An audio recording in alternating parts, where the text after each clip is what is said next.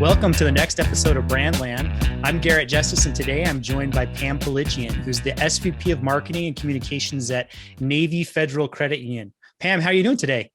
I'm great. Thank you. How's the weather out there in Virginia?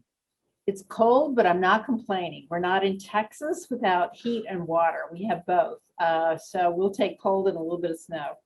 Amen to that. Sending our prayers to all those of our friends in Texas and the South who are kind of stuck. It's been kind of crazy down there for sure.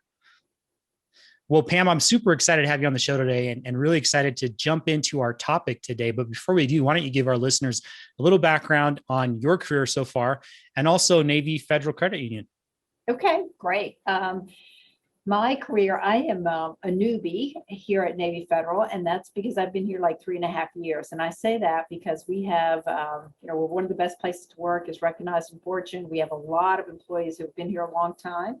I've done a little bit of analysis when I'm in a meeting and I'm introduced as being new. Somebody will always come up to me afterwards and say, "I'm new too." And I will say, how long have you been here?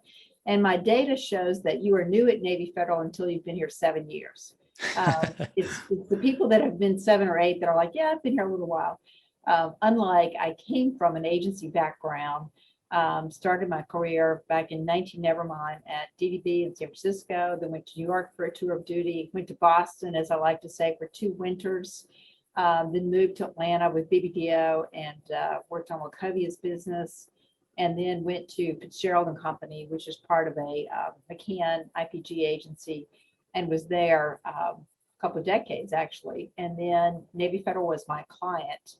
And I had an opportunity to come here in this role 3.5 years ago that I just jumped at. I will tell you, I love the culture, and really because of what they do for member experience and customer experience was a big part of why I wanted to be here. So I've been here 3.5 years now in this role.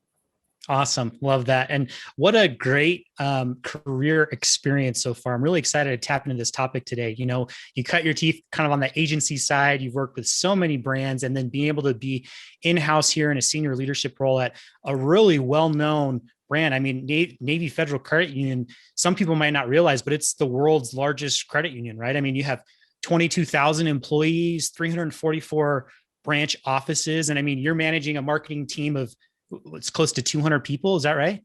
Correct. And we have 10 million members.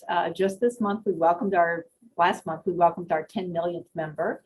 And we're founded around the whole service orientation and our vision has always been to be the most preferred and trusted financial institution serving the military and their families.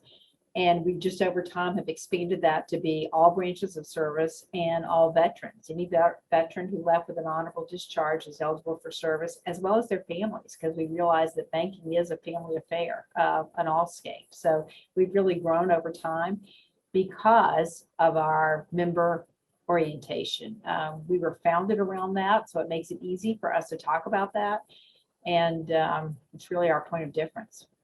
Love it. So based on that experience, I think you've set the stage pretty perfectly here too. So as you and I discussed, what is it that we wanted to talk about today?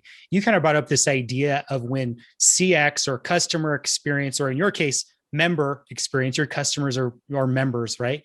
When CX becomes an obsession. And I thought that was an interesting, topic for us to dive into today. So to kind of set the stage for that as we begin this, I'd love it if you can help us just kind of define what you mean when you say CX or customer experience. I think CX can be one of those broad, all-encompassing terms, kind of like brand sometimes, where it can mean everything under the sun to people. So when you talk about CX, what is it that you really mean? And what is it that you focus on internally talking about that with your teams? Well, it's a great question because we start with, as you've heard me talk about, member obsession. And the reason for that is to work with us, anything, even if you want to just put money in an account on deposit, you have to be a member. So and for marketing, membership is job one. We want to make sure, and it's a member too versus a customer, because it's part of a group that you belong to and a community. So for us, it's always about member obsession, not just customer expectations. And actually we talk about customer, but I won't say it's a bad word, but for us, it's like a customer is one thing. You buy something, you go visit someone, you try something, but a member or a membership really means something. So for us, that's one way to elevate it. And I will tell you how we got into evolving from being member-centric, which has always been part of our job. And part of our job under being member-centric is offering seamless, simple, and personalized experiences for our member. So we've always defined that. But to your point, it really, Garrett, is still very broad, because that could be help me with fraud on my account, or help me get a car, or help me finance my first home. Because of who we serve, for our mortgages, 50% of them go to first-time home buyers. So there's a lot of questions in terms of how that works, and what the heck is a VA loan, and can I qualify for one, and why should I get one, and it's a complicated decision. So we've always said part of our job is helping members make the right decision. But the reason we went from member-centric to obsession is, I will tell you, we have a long history of measuring member satisfaction. We measure it on the corporate level. We measure it on the channel level, meaning you've used a branch or a digital or a call center, as well as the product level. You know, you bought a car from us. We financed a car with you. How did that work? That said, all of those metrics together, you know, it's one thing to be in the top quartile, but we also know that in some ways that wasn't good enough. We were just measuring against ourselves that way. Which is good, and that you always want to be better. But by the same token, it doesn't enable you to really identify pain points or opportunities to really please somebody. I will tell you, one of my experiences early on is I was in a branch across the street from Harker Heights. I don't know if you've been there for Fort Hood. It's one of the largest Army bases in the nation. And our branch is across the street from the base. So as you can imagine, most of the people coming into that branch are active duty soldiers. And this gentleman comes in, he has a handful of paperwork, and he's in uniform. And he's like, I have the perfect truck. I found the perfect truck. I'm just here to get my check. And the member service rep, I loved this, looked at him and basically said, well, good news is we're going to approve you for this car loan today. Bad news is it's not going to be that truck. And then she went through and explained why not. And what I learned later is she looked at his uniform and she knew that he was an E3, which is a private first class, which makes about $2,443 a month. So there's no way he could afford that $50,000 truck and pay for the insurance and the maintenance of it. That said, being able to look at the member and right away say, I'm going to approve you for something. Granted, you know, she's going to let him down, but she's starting with the good news. I'm going to approve you and help you get in a vehicle. And then I'm going to make sure it's the right vehicle. And, you know, everybody talks about big data. We love big data too. We think data helps us inform our decisions, but our data sometimes walks in the door in a uniform. Yeah. And our member service reps are doing the best they can when they look at that uniform and know what they can about that person and then determine how they can help them. So for us, we knew that none of that, truthfully, that experience would have been captured by any of those metrics I talked to you about. Yeah. So how do we bridge the gap? And that's when we talked about it. It's from obsession. You know, you have to look and say, it's kind of like if you were dating someone, you would try to figure out everything you could know about them to make sure that you were going to be compatible. And we're kind of doing the same in the context of just assessing needs and preferences and trying to make sure that we can scale to meet those. I love that, man. There's so much to unpack from what you just talked about, but a couple of things that stood out to me is I love that distinction between member and customer, right? That you talked about, where it's not just a transactional relationship. It's something that's deeper, right? You're part of this community. And I think that plays in really nicely to, you know, that idea of member obsession. Then to obsession really has to do with like a deep understanding, right? And it means doing a lot of research so that, you know, when someone walks in, you not only recognize, you know, their uniform, but you have context on how much they're making, like you talked about, and what they probably comfortably could afford in that scenario. And I think that's an excellent illustration of that, you know, obsession, which goes that one layer deeper than even just customer research. So another question I have for you, just kind of on that point, is, you know, with Navy Federal Credit Union, I'm sure you have a big digital presence where people are visiting on your website or across social media. You have all of these branches and offices where people are meeting in person. When it comes to that kind of truly multi-channel experience, are there certain points of that journey where you focus more on that member obsession, or is it something that you're trying to focus on throughout everything? I mean, the example you just shared with me was someone in office. There is more of your time spent training that frontline workforce that's kind of the face of your brand more than that digital experience, or how do you think about and manage that?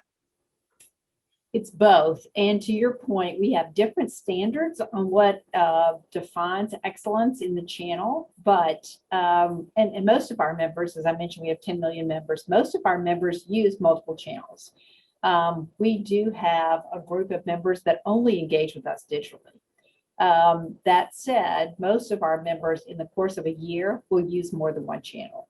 So that said, we need to make sure that the experience they have online is fabulous. That may be the one that they check their balance on a regular basis and determine if they're on budget or not for being able to, afford, is it steak or hamburger this week at the grocery store? So the digital channel might be their frequent. That said, the branch or the call center, which is 24/7, all stateside operators, maybe when somebody calls in for those very important questions, like how much car can I afford? Not what the dealership would afford, approve me for, but how much really can I afford? And we can help our members in those person-to-person channels. So we look at it as we don't do channel steering. We do try to help you get to the channel that's going to be most efficient for you. It's not very efficient for me to ask you to come to a branch or call someone to find out how much money you have in the bank. So that's where our app, which gets accolades too, is very clear on any of the information you need on a day-to-day basis, your transactional information. And then when you need to talk to somebody, we make sure that that somebody is there too. And the somebody, we spend a lot of time training our member service reps. We call them member service reps. They are servicing our members. Service is job one. How we treat them, we think really treat and train them allows them to do the same for our members. So we're very, very clear about that's job one. They're in the front line. So whether you are in a branch or in a call center, you've got the same information to help that member and help figure out what they need and direct them to the right resources. That does mean we have different metrics than other financial institutions. We're not measuring our member service reps on the phone for how fast they can get somebody off the phone. We're measuring them on satisfaction. Did you answer the question that the member asked? Did you meet their needs? And that's different than the how many seconds were you on the phone with them. Yeah, I think that makes total sense. And I think that so often we talk about, things that are important to our brand, but making them tangible and actionable is one step further. And I think that much more challenging for companies to make happen. I think the example you just gave is a really good example of that, where you want the focus to be on member obsession in that moment. So it makes sense that, you wouldn't track necessarily how quickly someone can get off the phone with some of your members, but how satisfied they are in that moment. Talk to me a little bit more about how do you actually go about making customer experience, or in your case, again, member experience, an obsession for your entire company and your team. I think the example that you just shared is a good one, but what else does that look like? What other things are you focused on when you think about rolling this idea of obsession out to, the entire company? One thing that's different here too is everybody that is a full-time employee here is eligible for a incentive at the end of the year, a bonus. And that bonus is really based on, did we reach our membership goal? Are we on goal with products and services? And just as important, what's the member satisfaction? So therefore, regardless of what your job is, that that's important. And you personally are going to be part of the reward. You're going to get a financial reward based on how we've done against those three metrics. So that really helps us as an organization focus people on what matters. Because as you know, we can measure, as brand marketers, we can measure so many things. So how do we determine which are the metrics that truly matter? So that's really how we operationalize that. I talk about it in terms of just focus. And the focus comes from listen, listen, listen, and then act. Our members tell us so many different things. I mean, I make a point once a month, I go to the call center, or often I can do it from my desk, and listen to calls for 30 minutes and just see what people are asking and what they care about. Last year during COVID, I'm on a call where I heard a retired 4-star ask the member service rep at the end of the call, like, do you know, can I order post office stamps, postage stamps in the mail? And I thought she's going to be like, well, of course you can. And, end of call, she was like, of course you can. And I'm sending you the link now on how to do it. And he was delighted because he was a gentleman who didn't want to leave his home during COVID, rightfully so, stand in line at the post office, rightfully so. And we don't sell stamps. It's not part of what we do. Mm-hmm. And she's not even trained to say, I have to find the answer. But just knowing that, she's trying to make sure he's happy and feels satisfied with his relationship, mean answering that other question. So listen for what they really need next, and then figure out how you can meet the need. Yeah, I love that. So, you talked about being able, it starts with focus, and focus often is a result of listening to your customers or your members in this case, right? And then identifying those metrics that matter. You have this metric that's one of the top 3 metrics that the entire company tracks. Is that right? Everyone's bonuses are based on. What is the tracking of that look like? How do you exactly measure that metric across the organization and give people visibility into how you're doing on that throughout the year?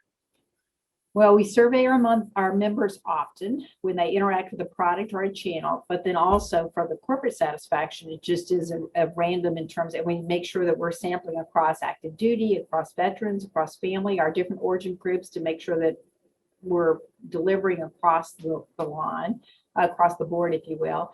And then we share out monthly exactly where we're at on those metrics. And anybody that works here, we have an ENET, which is our internal ENET, and we publish where we're at against that, so that you know exactly where we stand. And then if you work in an individual business unit group or a channel, you've also seen your individual, your team's portion of those scores and how you're doing month over month. So sharing it really helps people know that what they do matters, and they too can contribute to a success. Yeah, those are excellent examples. The last question I have for you on this is really, you start with that focus, you identify those metrics that really matter, and you're sharing that out regularly with the team. But I think so often where this fails then is, how do you actually get team members to implement it and know what to do? So what has your role been, or your team's role, in empowering everyone across the organization to know how to see those monthly emails that come out and where you're at, and then know, well, what do I do to help improve that? Well, I know purpose and values are very popular right now. We are blessed in that we were founded around a purpose of service in the military and their families. So we've always had a purpose even before it was popular. And we've always had our values too, in terms of what we do, our guiding principles. What do we need to do to get it right? Passionate member service, discipline, focus on the whole, because as I mentioned, not many of our members are just using a single channel or a single product. Operationally being nimble and adaptable. You have to listen and hear what they need and adjust. And then the last one is courageous communication. If I go back to the example I gave you up front, we couldn't tell that gentleman, yes, that we could approve him for his dream truck. We could tell him we could get him into a truck, not that one, but we could get him one. So that took some courageous communication right up front to address that. And also the same with your teammates. I need help in terms of making this happen. I'll close with a story. It's a big part of why I'm here and why I worked on this brand. I knew it. I loved it from the agency side. And when the opportunity came to be here and come and be part of the client side and really contribute to delivering against that, I was just amazed and really happy to join the team to do that. When I had been here not very long, when there had been a budget crisis for our friends at the Hill, and Coast Guard weren't going to get paid. Coast Guard, as you may know, is the smallest branch of service. That said, they don't report into DoD except in times of war. And so they were excluded from the budget funding, and everybody else in DoD was going to get their checks. And I did the research the night before on why all of those members who had direct deposit with us, let's get ready to honor their paychecks. They're going to be good when they get paid, but they're being deployed without being paid. All this is happening and they need their paychecks. So I spent all my time really thinking about that and lined it out in terms of presenting the argument to our management council. I went to the meeting, not a single person, 18 people around the table thought that we shouldn't do it. The discussion immediately was like, how? And to me, that was one of those where, to your point on how do we make the others happen, it's because the culture is there. Yeah. I spent my time preparing for the wrong question. The question really was, how are we going to make this happen for them versus are we going to make it happen? And now that I've been here a while, I know that a little bit better, and hopefully I'm preparing better for those meetings and preparing for the right question. But the culture is what really makes it happen every day. Yeah, excellent example and story. I think, again, like you said, it starts with what are those core values that the company stands for, and how do you get people bought into that? And then in that instance, right, it's easy in quotes, right? When things like that come along, when you have people bought in and understanding those core values, to then focus it not about should we do this, but how do we do it? Right. So I think that that's an excellent example. Pam, this has been an excellent conversation today. I appreciate you taking the time and sharing your experience and your insights. If you were to kind of summarize what we discussed today, if there are listeners out there who are listening to this saying, man, this is an awesome talk. How do I take this back and apply it in my own business now? That's probably not as big as Navy Federal Credit Union, right? What advice would you give? How would you sum up how, the principles that we talked about today? What should someone go and do based on this conversation today? Well, I think it all starts with focus. It starts with the focus on what your goal is. If you really are a service-oriented brand and that's part of what you're delivering, define that. And we have a strategy that fits on a single sheet of paper that every one of our employees here has. For marketing, we have them laminated and they're on people's desks, so people know exactly what we're doing. But that only comes from focus, getting your strategy on a single page and being able to articulate what matters. The second part is identifying the metrics that matter. Just because you can measure something doesn't mean that that's the metric that's going to change things. So really, really work hard on identifying those metrics that matter and know that they will vary by segment or, in our case, origin group. So work hard to identify those. And then last, what I always say is implement like your life depends on it. So, every day, living it, breathing it, and delivering against it really makes a difference. Awesome summary. Thank you again so much, Pam. Hope you have a great rest of the day. And before we leave, though, if there are other listeners who have follow-up questions for you, what's the best way for them to get in contact? LinkedIn's always good. And then you can follow me on Twitter as well. And Twitter is just PG Piligian. Love it. Thanks again, Pam. Hope you have a great rest of the day. Thank you.